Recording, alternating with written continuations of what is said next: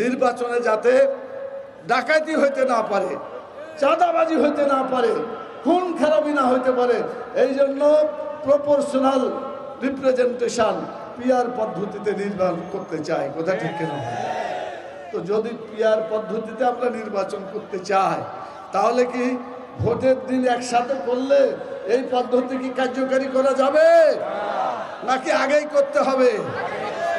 বাংলাদেশে পিআর পদ্ধতির নির্বাচন হতে হবে এবং আগেই সেটা গণভোটের মাধ্যমে পাশ করতে হবে। কথা ঠিক? আচ্ছা বলেন তো, গণভোট মানে জনগণের ভোট। যারা জনগণের ভোটে বিশ্বাস করে না, তারা কি সত্যিকার গণতন্ত্রে বিশ্বাস করে? যদি তারা বিশ্বাস করে, অবশ্যই গণভোটকে সম্মান করবে। কথা ঠিক কিনা বলেন? জাতি দেখবে গণভোটের পক্ষে লোক আছে কিনা, না থাকলে হবে না, যদি থাকে তাহলে গণভোট বাস্তবায়িত হবে ইনশাআল্লাহ।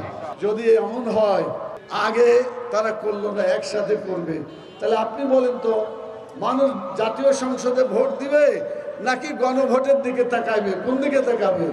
এটা আসলে বাস্তবে কোনো কথা হইতে পারে না, এটা একটা অবাস্তব কথা। একসাথে গণভোট এবং জাতীয় সংসদ হওয়া, কথা ঠিক কিনা বলে?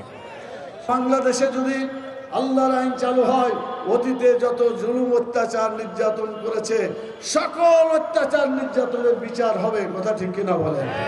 আমরা এখনো প্রধান উপদেষ্টাকে বলবো, আগে বিচার করেন, আগে করেন, এর জাতীয় সংসদ নির্বাচন হবে। কথা ঠিক কিনা বলেন? যদি বিচার না হয়, তাহলে যারা অত্যাচার করেছে, জুলুম করেছে, আরো অত্যাচার করার সুযোগ তারা পাবে। কথা ঠিক কিনা বলেন? তারা আরো সাহস পাবে। অতএব যারা জালেম, যারা অত্যাচারী, যারা খুনি, তাদের বিচার অবশ্যই হতে হবে।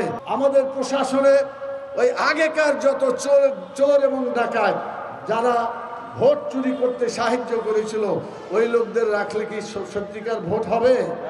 অতএব প্রশাসনের কোথাও, জেলা প্রশাসক হোক, এসপি হোক, উপরে নিচে যেখানেই বিগত ফ্যাসিস্ট সরকারের সহযোগী ছিল, তাদের কাউকেও প্রশাসনে রাখা যাবে না, সবাইকে বাতিল করতে হবে। সেখান থেকে সুন্দর, নিরপেক্ষ এবং সৎ প্রশাসন দিয়েই আমাদের নির্বাচন করতে হবে। ডাকসু নির্বাচন, রাকসু নির্বাচন, চাকসু নির্বাচন, জাকসু নির্বাচন আমরা কল্পনাই করিনি। আল্লাহ তাআলা আমাদেরকে ভূমিধসের বিজয় দান করেছেন। বলেন আলহামদুলিল্লাহ।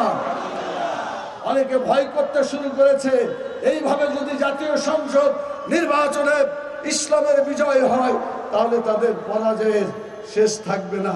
তারা ভয় এবং ভীত অবস্থায় জীবনযাপন করছে। কথা ঠিক কিনা বলেন? আমরা আশ্বস্ত করতে চাই, যদি কোরআনের আইন চালু হয়, যারা কোরআনের পক্ষে নাই তাদের উপর কোনো জুলুম অত্যাচার করা হবে না। সব জায়গায় ইনসাফ কায়েম করতে হবে এবং আমরা ইনসাফ কায়েম করার জন্য চেষ্টা করছি।